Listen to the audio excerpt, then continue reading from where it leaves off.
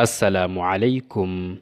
Waxaan in badan maqalnaa qisadii Nebi Yuunus calayhi salaam iyo nibirigii liqay, balse waxay dadku isweydiin karaan inta maalmood oo uu Nebi Yuunus calayhi salaam ku dhex jiray nibiriga calooshiisa, iyo waxa uu samayn jiray inta uu ku dhex jiray nibiriga calooshiisa, iyo sida la yaabka leh ee uu uga soo badbaaday.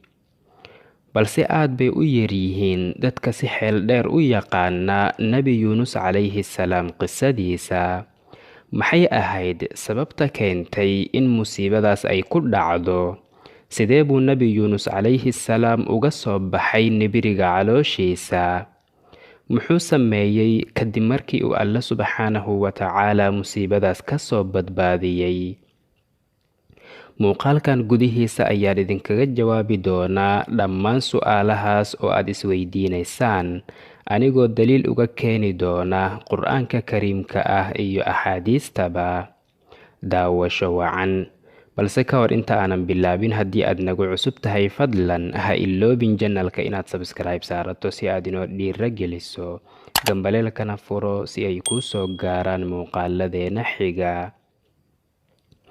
Wuxuu Alle subxaanahu wa tacaala dhowr meelood oo Qur'aankiisa ka mid ah ku xusay qisada Nebi Yuunus calayhi salaam, taasoo muujinaysa muhiimadda ay qisadan inoo leedahay iyo waanada ay xambaarsan tahay. Waxaa lagu magacaabaa Yuunus ibnu Muta. Muta waa hooyadiisa. Ma jiro nebi hooyadiisa loogu abtiriyo markii laga reebo Ciisa ibnu Maryama iyo Yuunus ibnu Muta. Nebi Yuunus calayhi salaam nasabkiisa wuxuu ku laabtaa Binyamiin oo walaal la ahaa Nebi Yuusuf calayhi salaam. Wuxuuna ka mid ahaa ambiyadii reer banu Israa'iil. Waxaan filayaa in aad maqasheen nebi magaciisa lagu magacaabo Dhannuun. Nebigaasuna waa Nebi Yuunus calayhi salaam. Nuunkuna waa nibirigii liqay. Qisadii dhex martay isaga iyo nibiriga awgeed ayuu Alle subxaanahu wa tacaala ugu magacaabay Dhannuun. Qisada Nebi Yuunus calayhi salaam waa qiso cajiib ah oo aanan ku dhicin qof kale oo bani aadam ah hortiisa iyo gadaashiisaba. Wuxuu Alle subxaanahu wa tacaala u diray magaalo lagu magacaabayay Naynawa oo ku taalla Ciraaq. Waxaana ku noolaa qowm gaalo ah oo baadiyeysan. Waxay aaminsanaayeen oo ay caabudi jireen asnaam ay iyagu samaysteen. Wuxuu Nebi Yuunus calayhi salaam cimrigiisa oo dhan ku dhammaystay isagoo isku dayaya in uu hanuuniyo. Wuxuu ugu yeeri jiray in ay Alle subxaanahu wa tacaala rumeeyaan oo ay caabudaan, oo ay ka tagaan asnaamtan aanan waxbana u tari karin, waxbana ka dhimi karin. Balse jaahilnimadooda iyo madax adaygooda iyo ku dhegganaanshaha ay ku dheggan yihiin caadooyinkii aabbayaashooda awgii, waa ay beeniyeen Nebi Yuunus calayhi salaam, wayna dhibeen oo quursadeen. Waxayna ku sii fogaadeen gaalnimadoodii. Waxaa la yidhi, wuxuu qoomkiisa in ay Alle subxaanahu wa tacaala rumeeyaan ugu yeerayay 33 sano oo ka mid ahaa cimrigiisa. Balse nasiib darro, isagoo intaas oo sano ku dhex jiray, qofna kama uusan islaamin markii laga reebo 2 ama 3 qofood. Sidaas darteeda ayuu Nebi Yuunus calayhi salaam uga quustay oo ka rajo dhigay hanuunintooda. Wuxuuna qalbigiisu dareemay khasaaro iyo murugo aad u fara badan, ilaa uu ka go'aansaday in uu alaabtiisa qaato oo uu isaga tago magaaladan dhibaatada badan. Kadibna alaabtiisa ayuu xirxirtay. Markaas buu u tagay dadkii halkaas degganaa, wuxuuna u sheegay in uu isaga tegi doono iyo in uu Alle subxaanahu wa tacaala cadaab u soo diri doono magaaladooda 3 maalmood kadib. Kadibna waa uu isaga tagay Nebi Yuunus calayhi salaam isagoo uusan Alle subxaanahu wa tacaala ku amrin in uu ka tago. wuxuu nebi yuunus calayhi salaam mooday in uusan alle subxaanahu wa tacaala ku qabsan doonin oo uusan ciriiri u gelin doonin maadaama uu muddo dheer ku dhex jiray oo uu ugu yeerayay balse wax natiijo ah aysan jirin. allena subxaanahu wa tacaala wuxuu yidhi: wadannuuni id dahaba mugaadiban fadanna an lan naqdira calayh. nebi yuunus calayhi salaam ayaa qaryadii isaga tagay isagoo raadinaya dad kale oo fahma oo dhagaysta hadalkiisa. maalinkii xigay waxay dadkii meeshaas degganaa ku waabariisteen daruur aad u madow oo aanan la mid ahayn daruurihii ay horay u garanayeen oo wada dabooshay qaryadooda. markaas bay waxay xaqiiqsadeen in ay tahay cadaabkii uu nebi yuunus calayhi salaam u sheegay inuu alle subxaanahu wa tacaala u soo diri doono. alle ayaa quluubtooda cabsi iyo argagax ku riday, waxayna bilaabeen in ay ka laabtaan gaalnimadooda iyo caasinimadooda. waxayna u soo kala carareen in ay raadiyaan nebi yuunus calayhi salaam, iyagoo u ordaya in ay weydiiyaan waxay samayn lahaayeen iyo sida ay ku toobad keeni lahaayeen. balse nasiib darro, nebi yuunus calayhi salaam waa uu ka safray. markaas bay aad u shallaayeen sida ay ula dhaqmeen nebigooda calayhi salaam. kadibna waxay u carareen oo ay u tageen oday xikmad badan, waxayna weydiiyeen waxa ku waajibka ah in ay sameeyaan. kadibna odaygii ayaa tusiyey sida ay alle subxaanahu wa tacaala ugu toobad keeni lahaayeen. dhammaantooda waa ay isku soo baxeen, yar iyo weyn, rag iyo dumar, faqiir iyo taajir intuba. waxayna soo gashteen dhar ka samaysan tin iyo jawaano, iyagoo alle subxaanahu wa tacaala isku dullaynaya.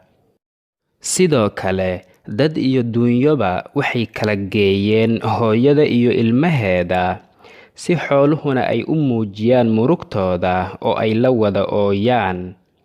kadibna intay isku yimaadeen ayay bilaabeen in ay alle subxaanahu wa tacaala cod dheer uga baryaan inuu ka dulqaado cadaabkiisa iyo ciqaabkiisa. waa ay wada ooyeen dhammaantooda, alle ayayna isku wada dhiibeen, hortiisa ayayna ku baroorteen subxaanahu wa tacaala. waxaa wada ooyay rag iyo dumar, carruur iyo ciroole, wiilal iyo gabdho, hooyo iyo aabbo walba. sidoo kale waxaa wada qayliyey geela iyo ilmihiisa, iyo lo'da iyo ilmaheeda, iyo dhammaan bahaa'imta iyo xoolahaba. waxay ahayd xilli aad u dhibaato iyo argagax badan. waxayna la yimaadeen toobad saadiqa ah, si dhab ah ayayna alle isugu dulleeyeen subxaanahu wa tacaala. kadibna alle ayaa naxariistiisa iyo dhimrintiisa uga dulqaaday cadaabkiisa, wuuna ka toobad aqbalay subxaanahu wa tacaala.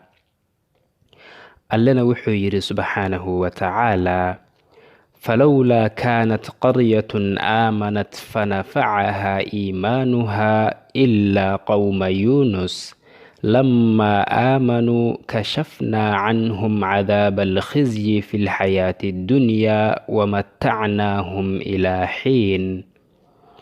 waxaanu idil waxay dhacayeen isagoo nebi yuunus uusan ka warqabin oo uu u socday qaryo kale. wuxuu u tagay doon isaga iyo dadkii watay ay isgaranayeen, waxayna dadkii ku farxeen la jirkiisa. doonta ayuuna la raacay. markii doontu ay gaartay badda bartankeeda ayaa waxaa bilowday hirar waaweyn iyo dabaylo aad u xoog badan oo ku dhowaaday in ay doontaba la gediyaan.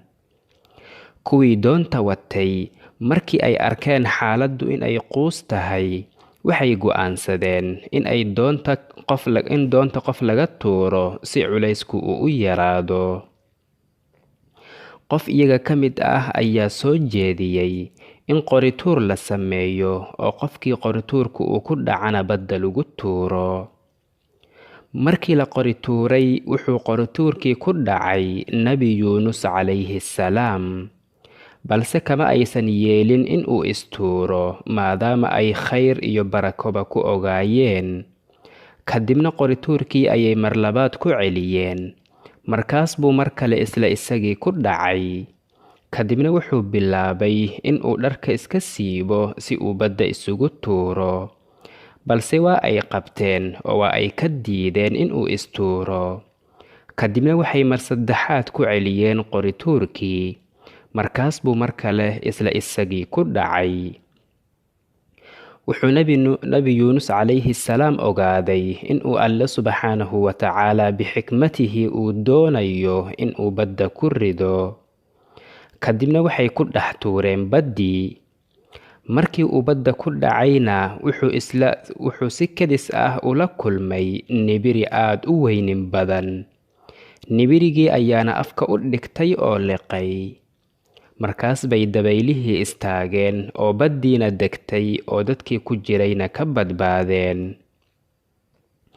allena wuxuu yidhi subxaanahu wa tacaalaa: وإن يونس لمن المرسلين إذ أبق إلى الفلك المشحون فساهم فكان من المدحضين فالتقمه الحوت وهو مليم. wuxuu alle subxaanahu wa tacaalaa nibirigii ku amray in uusan dhibaato u geysanin nebigiisa oo uusan jidhkiisa iyo lafihiisaba waxba u geysan. nebi yuunus markii uu dhex galay nibiriga calooshiisa wuxuu mooday inuu dhintay, balse wuxuu nuuxiyey gacmihiisa iyo lugihiisa oo waa ay dhaqaaqayaan. markaas buu alle ku shugriyey subxaanahu wa tacaalaa, sujuud ayuuna la dhacay. wuxuuna alle uga mahad celiyey sida uu ku xifdiyey oo uu ku badbaadiyey. wuxuuna nibiriga calooshiisa ku jiray 3 maalmood. riwaayadaha qaarna waxay sheegaan inuu ku jiray 8 maalmood, qaarna waxay sheegaan 40 maalmood. wallaahu aclam inta uu ku jiray. nibirigii ayaa badda dhexdeeda kula wareegi jiray, wuxuuna isagoo ku jira nibiriga calooshiisa maqli jiray codad la yaab leh oo ka yeeraya malaayada iyo makhluuqaadka badda. markaas buu aad ula yaabay. kadibna wuxuu alle subxaanahu wa tacaalaa u soo waxyooday in codadka uu maqlayo ay yihiin tasbiixda ay alle u tasbiixsanayaan makhluuqaadka badda. aad buu nebi yuunus calayhi salaam ula yaabay, si khushuuc leh ayuuna alle subxaanahu wa tacaalaa u baryey, isagoo shallaynaya oo murugaysan oo maqaadiirta allena u hoggaansan ayuu ku ducaystay ducadan caanka ah. allena subxaanahu wa tacaalaa wuxuu yidhi: fanaadaa fi الظulumaat an laa ilaaha ilaa anta subxaanak innii kuntu min الظaalimiin. nebi yuunus calayhi salaam wuxuu ku dhex jiray 3 mugdi oo kala ahaa mugdiga caloosha nibiriga, mugdiga badda iyo mugdiga habeenkii. kadib markii uu ducadaas alle ku baryey, alle waa uu cafiyey subxaanahu wa tacaalaa, musiibadana waa uu ka badbaadiyey.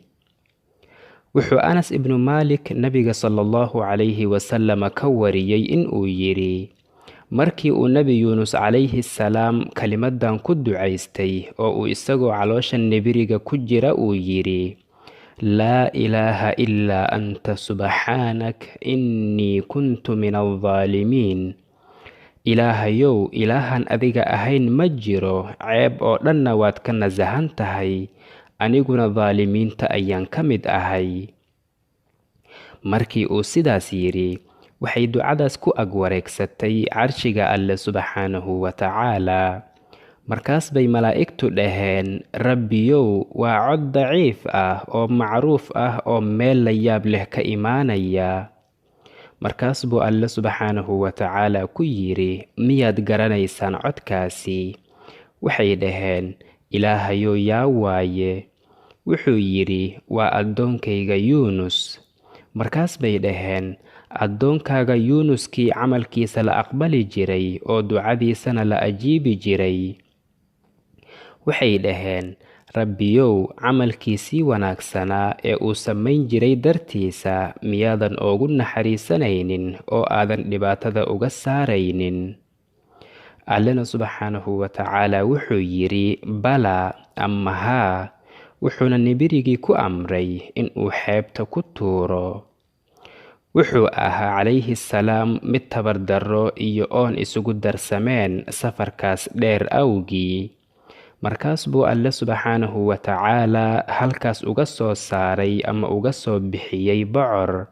bocorkaas ayuu cunay ilaa uu tabar ka yeeshay calayhi salaam. markii uu fiicnaadayna wuxuu dib ugu laabtay qaryadiisii naynawa si uu u soo eego wixii ku dhacay. kadibna wuxuu arkay iyagoo dadkiisu ay islaameen oo ay alle u soo laabteen jalla jalaaluh. waxaana qaryadaas ku noolaa dad ka badan 100,000 oo ruux. ma jirto riwaayad sax ah oo sheegaysa inta sano ee uu noolaa nebi yuunus calayhi salaam. waxaa la yidhi qabrigiisu wuxuu ku yaalaa dhinaca bari ee webiga dijla oo ku yaala waddanka ciraaq. hada wallahu subxaanahu watacaala aclaa wa aclam. وصلى الله وسلم وبارك على سيدنا محمد وعلى آله وصحبه أجمعين. والسلام عليكم ورحمة الله وبركاته.